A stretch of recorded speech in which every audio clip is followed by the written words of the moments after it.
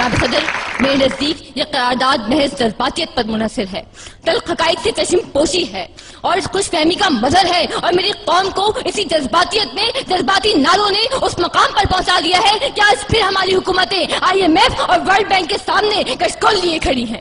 یہ حقیقت ہے، اور حقیقت سے منہ موڑ کر جذباتی باتیں کرنا میرے مخالفین کا طور طریقہ ہو سکتا ہے، مگر میرا نہیں۔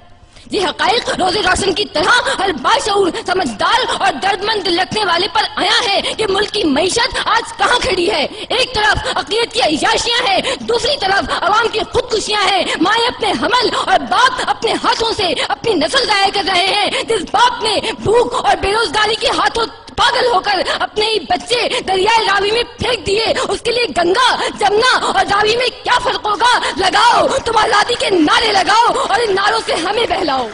میں اگر بھوک کی شدت کا گلا کرتا ہوں، تم عقیدوں کے غبارے مجھے لا دیتے ہو، میرے ملبوس کے پرہول شگافوں کے عوض کتنی تقدیس سے فرمانے حیا دیتے ہو۔ محترم صدر، ہم آزاد نہیں ہیں کہ میرے اس ملک میں ہماری کمزور معیشت کی وجہ سے عملی طور پر ہم امریکہ کے غلام ہیں۔ جذباتی باتیں کرنے والوں، کیا ہماری سرزمین پر ڈرون طیاروں کے حملے نہیں ہو رہے؟ صلاحیت رکھنے کے باوجود ہماری جرت نہیں، ہماری بھوک، ہماری غربت، ہماری کمزور معیشت ان طیاروں کو گرانے سے روکے ہوئے ہے۔ محترم صدر، یہ کس قسم کی آزادی کی بات کر رہے ہیں؟ یہاں لوگ بھوکے، بے روزگار، بے آسرا اور بے اماں ہیں۔ نام رکھا ہے اسلامی جمہوریہ پاکستان، دین ہے اسلام، قومی اسمبلی کے باہر لکھا ہے کلمہ طیبہ اور میراثی پن کرتے ہیں مغربی جمہوریت کا۔ خبروں، رپورٹوں اور تبصروں کی بیساکھیوں پر چلنے والے یہ دانشور نہیں جانتے کہ جمہوریت کی اس چند گھروں تک محدود رکھیل اور داشتہ نے کتنے گھر اتار دیے۔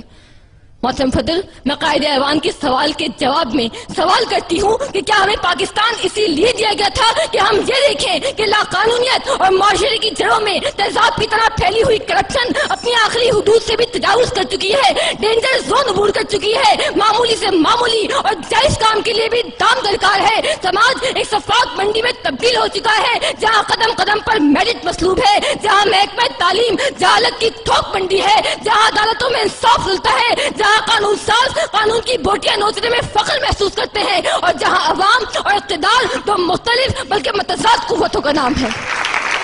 ملک کی آزادی پر بات کرنے سے پہلے ضروری ہے کہ اسے ملک بنایا جائے، اور اسے ملک بنانے کے لیے ضروری ہے کہ سب سے پہلے محدود اقلیت کے ہاتھوں سے اس کا ناجائز قبضہ چھڑوایا جائے اور اقتدار عوام کو واپس دلایا جائے۔ مجھے امید ہے کہ یہ تمام حقائق کو مد نظر رکھتے ہوئے یہ باشعور ایوان اس قرارداد کو مسترد کر دے گا۔